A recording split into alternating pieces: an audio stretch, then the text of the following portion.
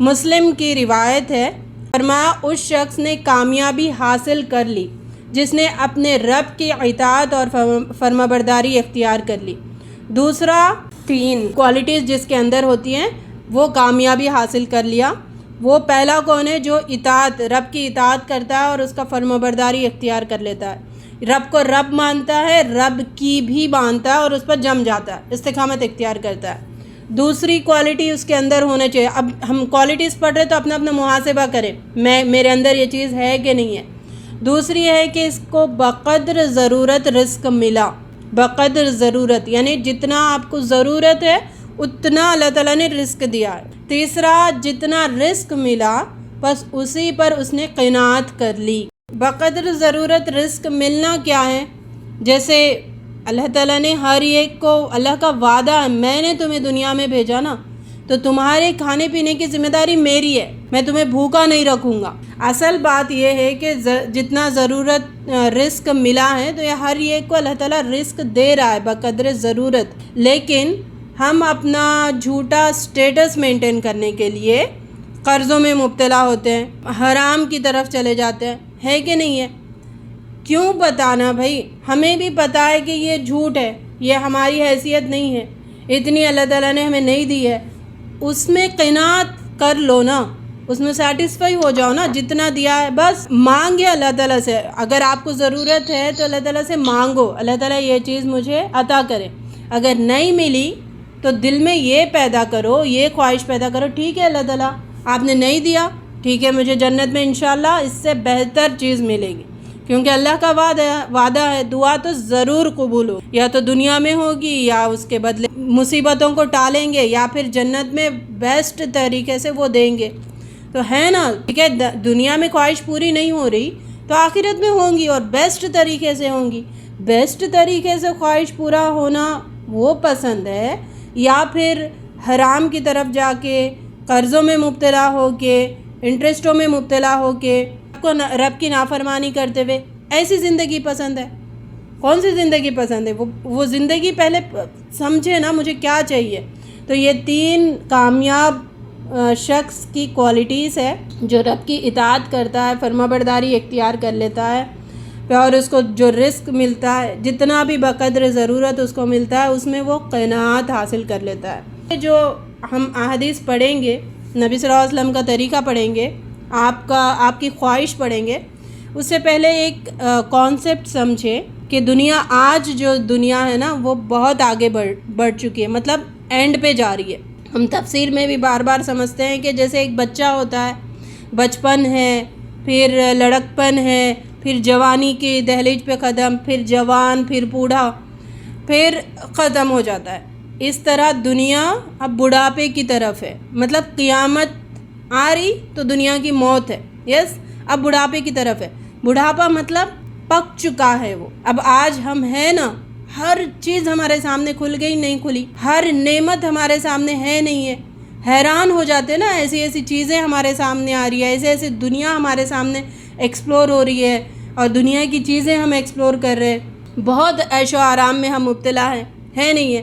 آج کے دور میں پھر نبی صلی اللہ علیہ وسلم کا جو ہم طریقہ ان کا پڑھیں گے کہ ان کے پاس چھنی بھی نہیں ہوتی تھی آٹا چھاننے کے لیے، سوپ کہتے ہیں نا، اس میں سوپ میں جھٹک کے ایسا پھونک مار کے اس کا جو چھلکا ہے اڑا کے اسی آٹے سے پھر وہ روٹی پکایا کرتے تھے۔ یعنی اتنی 1400 سال پہلے بھی دنیا اتنی مطلب لڑکپن میں ہی تھی، پھر ڈیولپ ہوتے آج بڑھاپے میں آ گئی ہے۔ تو آج کے دور میں اور ضروریات کے مطابق چیزیں بھی ویسی بنتی چلی جا رہی ہے۔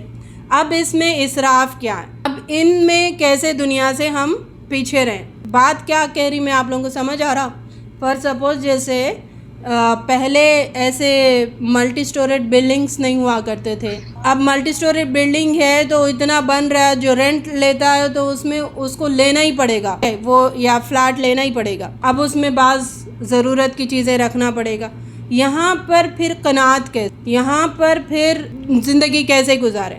تو یہاں پر یہ ہے کہ جتنا رب ہمیں دیتا ہے اس کے مطابق گھر لیں، اس کے مطابق چیزیں لیں، ایک کی ضرورت ہو رہی تو وہ کافی ہے، 2 3 رکھنے کی ضرورت نہیں ہے، جب دو دو تین تین چیزیں ہو جاتی ہے تو پھر اسی کو اسراف کہتے ہیں، تبذیر کہتے ہیں، کیونکہ جب حل نکالنے کے لیے بیٹھتی ہیں عورتیں خاص کر، بہت سارے حل نکلتے ہیں، ہے نہیں ہے، فریج فل ٹائٹ ہے، پھر بھی عورت کا ٹیلنٹ یہ ہے کہ اس میں بڑا سا بال رکھ ہی لیتی آرام سے، ہے نا۔ تو جب زندگی گزارنے کے لیے بھی جب کوئی مسئلہ آ رہا ہے تو سوچیں، مجھے لمٹ کراس نہیں کرنا ہے، اگر سوچیں گے تو اس لمٹ میں ہی بہت سارا حل نکل کے آ جاتا ہے سامنے سے، اللہ تعالیٰ آسانی کر دیتے ہمارے لیے۔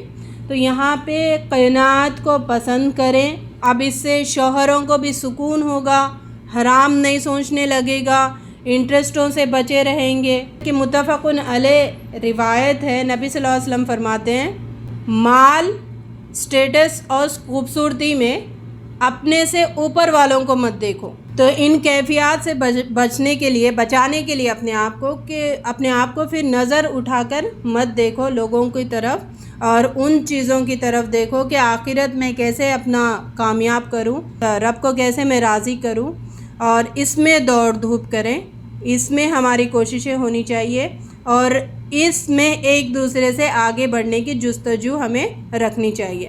اپنے سے نیچے والوں کو دیکھو، یقیناً اگر کوئی بہت انتہا درجے کا غریب بھی کیوں نہ ہو، اس سے بھی نیچے کوئی نہ کوئی ہوتا ہے، تو یہی ایک واحد ذریعہ ہے جس کے ذریعے سے اللہ کی عطا کردہ نعمتوں کا شکر بجا لانے والے ہم بن جائیں گے، ورنہ ہم ناشکرے بنیں گے کہ اس کو ملا مجھے نہیں ملا۔ بخاری کی روایت ہے، دو چیزیں ایسی ہیں کہ جس کے بارے میں لوگ غفلت کے شکار ہیں، ایک ہے صحت اور دوسرا فراغت۔ صحت ہے اس کے پیچھے نہیں لگے ہوئے، اچھا میری ابھی صحت اچھی ہے تو میں کیا کام کر سکتی ہوں رب کو راضی کرنے کا، اس کی فکر نہیں ہے۔ فراغت ہے، وقت ہے، پھر بھی ہم اس ٹائم کو استعمال نہیں کر رہے، اس ٹائم پر رب کی مرضی کے مطابق استعمال کرنے کی کوشش نہیں کر رہے۔ تو نبی صلی اللہ علیہ وسلم فرما رہے کہ انسان غفلت میں ہے ان دو چیزوں کے بارے میں۔ غفلت میں کتنا ہم نے صحت کی زندگی، جو صحت والا ٹائم ہے اس کو کھو دیا، سوچے ذرا کتنا فراغت کا ٹائم ہے۔ اچھا انسان سوچنے لگتا نا، اس کام سے میں فارغ ہو جاؤں تو پھر میرے پاس ٹائم ہی ٹائم ہے، وہ کام ختم ہوتا ہی نہیں کہ دوسرے کام کی خواہش انسان کے دل میں پیدا ہو جاتی ہے، پھر اس کی کوشش ہوتی ہے کہ وہ کام کرنے لگے۔ تو یہ اللہ تعالیٰ نے اس طریقے سے انسان کو مبتلا کر کے ہی رکھتا ہے، ایک کام کے بعد دوسرا کام، ایک کام کے بعد دوسرا کام۔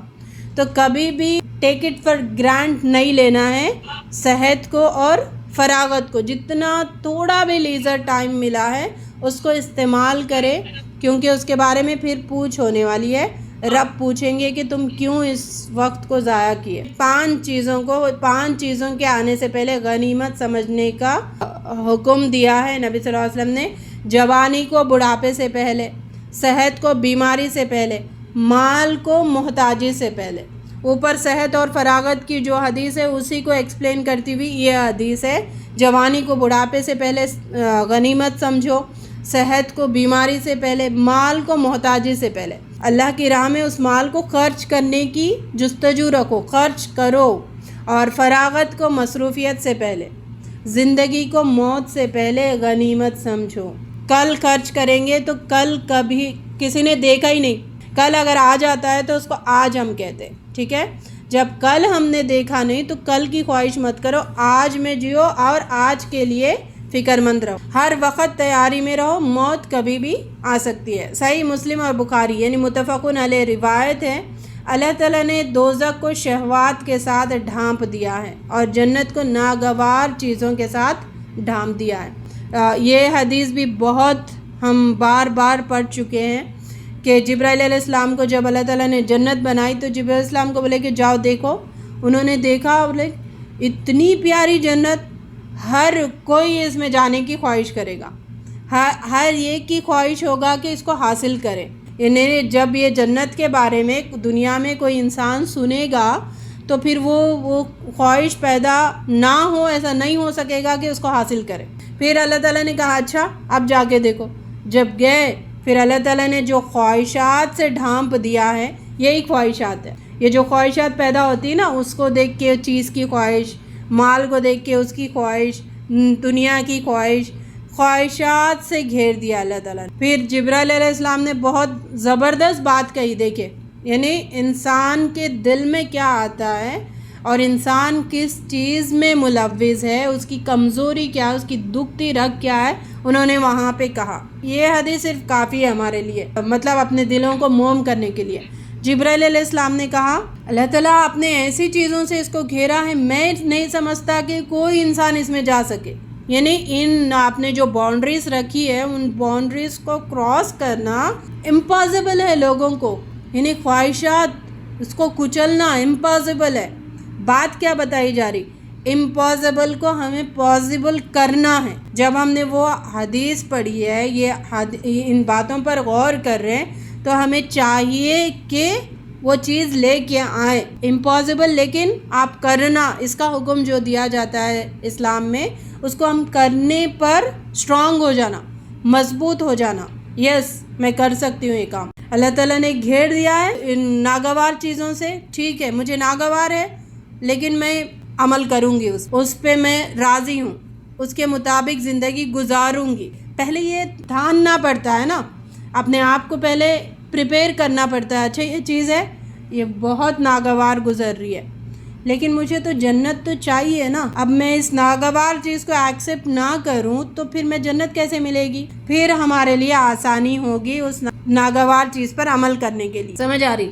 یعنی جنت تک پہنچنے کے لیے جو دنیا والوں کو دیکھ کر خواہشات ابھرتی ہے ان پر پیر رکھنا ہوگا، اس کو کچلنا ہوگا۔ جیسے تو سگریٹ پینے کے بعد جو ڈال کے اپنے پیر سے مسلتا ہے نا، اس طریقے سے دنیا کو اور دنیا کی خواہشات کو مسلنا چاہیے۔ جب تک ہم اس مسلیں گے نہیں تو پھر وہ ابھرتی رہے گی، اپنا سر اٹھاتے رہے گی، ہمیں سوچنے پر مجبور نہیں کرے گی، اس کو کچلنا ہوگا۔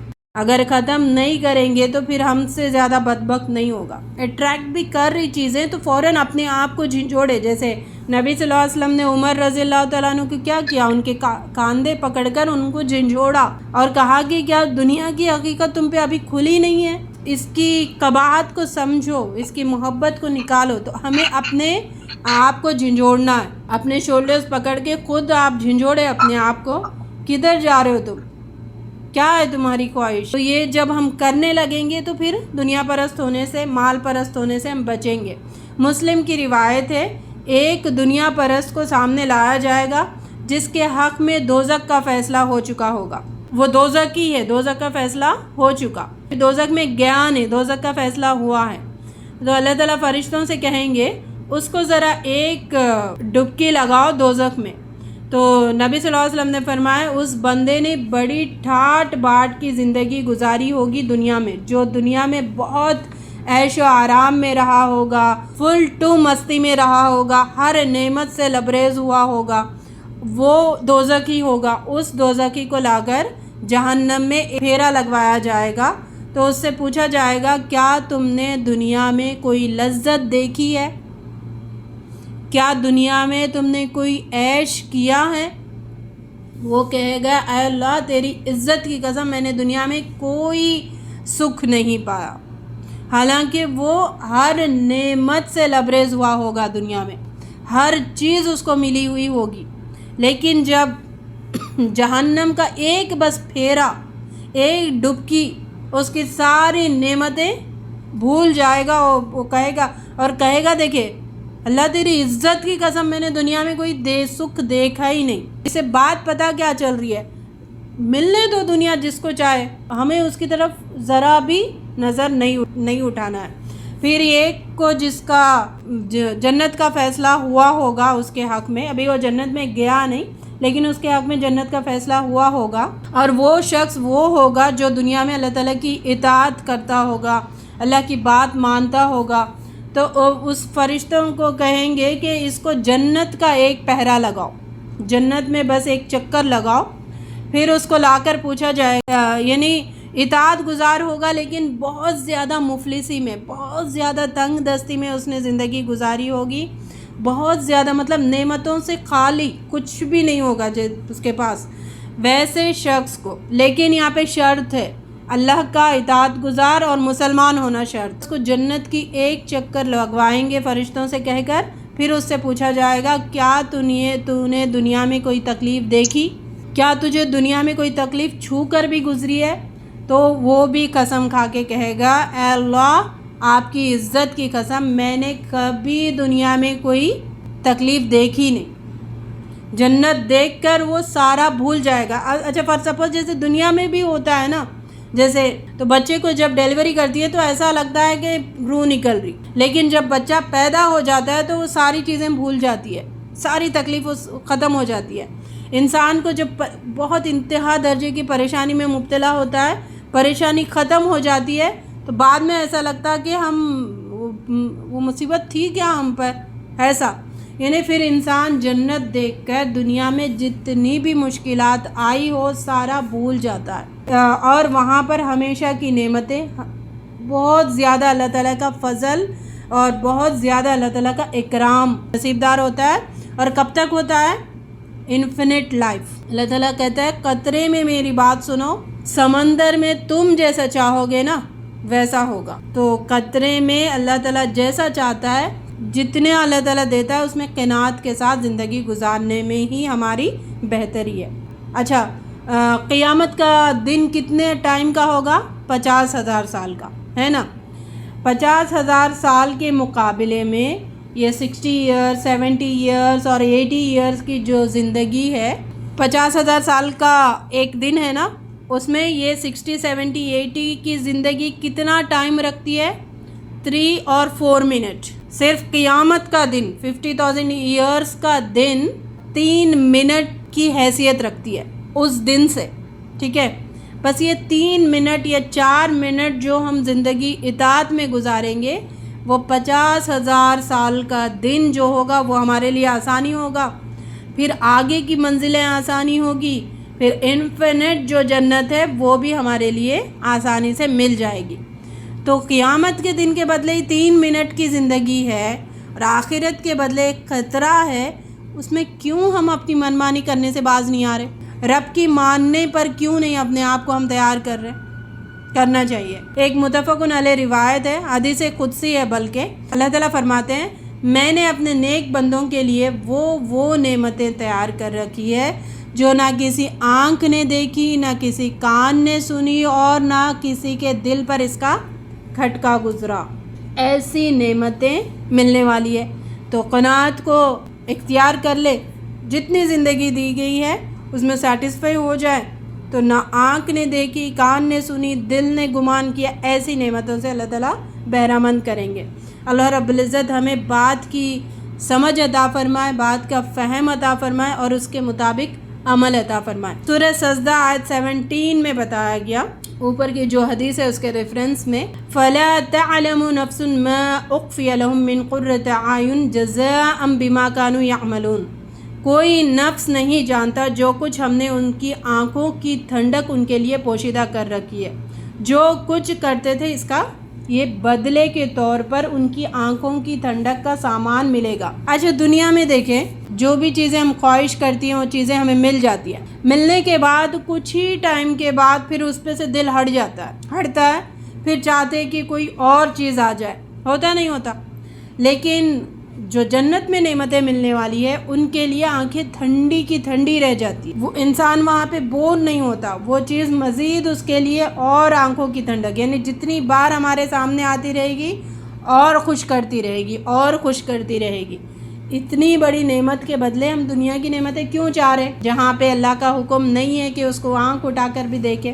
متفقن علیہ روایت ہے، نبی صلی اللہ علیہ وسلم نے فرمایا اللہم لا عیش الا عیش الآخرہ، اے اللہ کوئی زندگی نہیں مگر آخرت کی زندگی۔ دعا فرمایا کرتے تھے کہ اللہ تعالیٰ نہیں، کوئی دنیا کی عیش نہیں ہے مگر آخرت کی عیش، کوئی دنیا کی زندگی نہیں ہے مگر اونلی صرف اور صرف آخرت کی زندگی، بس اس کے لیے ہمیں تیار کر دے، اس کے لیے ہمیں کوشش کرنے والا بنائے، آمین۔ متفقن علیہ روایت ہے، ابو ہریرہ رضی اللہ تعالیٰ عنہ روایت کرتے ہیں لو کان لی مثل احد ذهبا لیسرنی الا تمر علی 3 لیال وعندی منہ شیء الا شیء ارصده لیدین، اگر میرے پاس احد پہاڑ کے برابر سونا ہوتا، نبی صلی اللہ علیہ وسلم فرما رہے، تو مجھے یہ پسند ہی نہیں ہے کہ 3 دن گزرے وہ میرے پاس پڑا رہے۔ 3 دن سے پہلے میری یہ خواہش ہوتی ہے کہ اس کو میں باقی نہ رکھوں اپنے پاس، لوگوں کو دے دوں، لوگوں میں تقسیم کر دوں۔ صرف قرض، اگر میرے اوپر قرض کوئی باقی ہے، بس اس قرض کو ادا کرنے کے لیے اتنا مال رکھوں اور باقی سارا کا سارا میں دے دوں۔ اور نبی صلی اللہ علیہ وسلم اتنے سخی تھے کہ وہ اپنے پاس کچھ رکھتے ہی نہیں تھے، جو آتا تھا وہ آپ خیرات کر دیتے تھے، لوگوں میں بانٹ دیتے تھے۔ سخاوت کا اعلیٰ درجے کا مظاہرہ نبی صلی اللہ علیہ وسلم نے ہمیں کر کے دکھایا۔ ہاں، ساتھ میں یہ بات بھی حکم دیا کہ اتنا مت خرچ کرو کہ تم بعد میں مفلسی کے شکار ہو جاؤ، کسی کے آگے ہاتھ پھیلانے کے شکار ہو جاؤ۔ اتنا بھی مت ٹائٹ رکھو کہ مٹھی سے کوئی چیز گرے ہی نہ باہر۔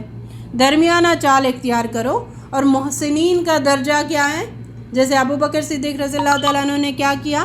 سارا کا سارا گھر اٹھا کے لے کے آگے۔ یہ تقویٰ کے لیول سے، ٹھیک ہے۔ اور نبی صلی اللہ علیہ وسلم نے یہ بھی بتایا کہ تم ایسے نہ ہو کہ دنیا کو ترک کر دو، دنیا کو چھوڑ دو، صوفیزم اختیار کرو۔ یہ بھی اسلام حکم نہیں دیتا ہے۔ دنیا میں رہنا ہے، شادی کرنا ہے، اولاد پیدا کرنا ہے، کمانا ہے، کھانا ہے، یہ سب چیزیں کرنا ہے، انہی میں رہ کر اللہ کی اطاعت کرنا ہے۔ تو یہ حدیث جو ہے اپنا جو سٹیٹس مینٹین کرنے کی فکر کرتے ہیں نا، کہ ہمارا یہ سٹیٹس ہے، یہ مینٹین رہے، ان کے لیے وارننگ والی حدیث ہے۔ نبی صلی اللہ علیہ وسلم کے بارے میں آتا ہے کہ آپ کے پاس کپڑے بھی بہت کم کپڑے ہوا کرتے تھے۔ تو ضرورت ہو یا نہ ہو، لیکن وہ چیزیں ہم لا کر اپنے پاس رکھتے ہیں، تو ان کے لیے وہ وارننگ ہے اور نبی صلی اللہ علیہ وسلم کی سیرت سے سیکھنے والی چیز ہے۔ نبی کریم صلی اللہ علیہ وسلم سے محبت کے دعوے تو بہت کر رہے نا ہم، تو یہ سیرت اپنا کے محبت کا دعویٰ کرو نا۔ نبی صلی اللہ علیہ وسلم کا سیرت کا ان پہلوؤں پر عمل کر کے پھر نبی صلی اللہ علیہ وسلم سے محبت کا دعویٰ کرو۔ بخاری کی روایت ہے، لَيْسَ عَبْدُ الدِّينِ وَالدِّرْهَمِ وَالْقَتِيفَةِ وَالْقَمِيصِ إِنْ أُوتِيَ رَضِيَ وَإِن لَّمْ يُؤْتَ لَمْ يَرْضَ۔ ہلاک ہو گیا درہم و دینار اور سیاہ اور دھارے دار یعنی قیمتی کپڑے کا بندہ۔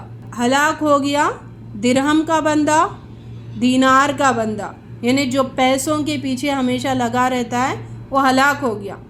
اور وہ لوگ جو قیمتی کپڑوں کے پیچھے پڑے رہتے، دھاردار قیمتی کپڑوں کا بندہ ہر وقت، یعنی یہ برانڈ سے ہم اتریں گے ہی نہیں، ہمارا طریقہ ہی نہیں، ہمارا یعنی اپنے آپ کو بڑا شو کرتے ہیں نا کہ ان چیز سے ہمیں اترنا ہی نہیں، لیکن یہ حدیث میں بتائی کیا جا رہی ہے، ہلاک ہو گیا جو قیمتی کپڑوں کا بندہ ہوتا ہے، لالچی، اور اگر اس کو مل جائے تو راضی ہو جاتا ہے اور نہ ملے تو ناراض ہو جاتا ہے۔ تو ایسے بندے ہلاک ہو گئے۔ اب اپنا محاسبہ کرو۔ ایک چھوٹا سا اگزامپل ہے، عید میں لازم نہیں ہے کہ نیا کپڑا ہی آئے نا گھر پہ۔ آپ کا اگر کوئی کپڑا پڑا ہوا ہے پہن لیں، آپ صاف ستھرا ہے، تھوڑا بہت نیا ہے تو آپ پہن لیں، لیکن پیسہ ہو نہ ہو، عید آ رہی ہے کمپلسری کپڑے چاہیے، یہ غلط بات ہے نا۔ پھر اس کے لیے قرض لے کر پھر کپڑے لے کے آ رہے۔ یہاں پر یہی بتائے جا رہے کہ جتنا آپ کے پاس ہے اس میں زندگی گزارو۔ نبی صلی اللہ علیہ وسلم ہر عید پہ نیا جوڑا نہیں لیتے تھے، آپ کے پاس ایک جبہ رکھا ہوا ہوتا تھا، وہی اسی کو پہنا کرتے تھے ہر عید میں، جمعے کے دن۔ اب تو اتنے اوکیشنز ہم نے پیدا کر دیے، پتہ نہیں ہر ایک میں نیا کپڑا۔ تو یہاں پہ بتایا جا رہا ہے کہ ہلاک ہو گیا۔ اللہ تعالیٰ ہمیں اس ہلاکت سے محفوظ رکھے کہ ہم پیسوں کے پیچھے اپنے آپ کو پاگل کریں، یا پھر قیمتی کپڑوں کے پیچھے اپنے آپ کو پاگل کریں، یا لالچی بن جائے، مل جا رہا ہے تو راضی ہوتے چلے جا رہے، نہ ملے تو ناراض ہوتے چلے جا رہے۔ ایسی کوالٹیز، ایسے صفات سے اللہ تعالیٰ ہمیں محفوظ رکھے۔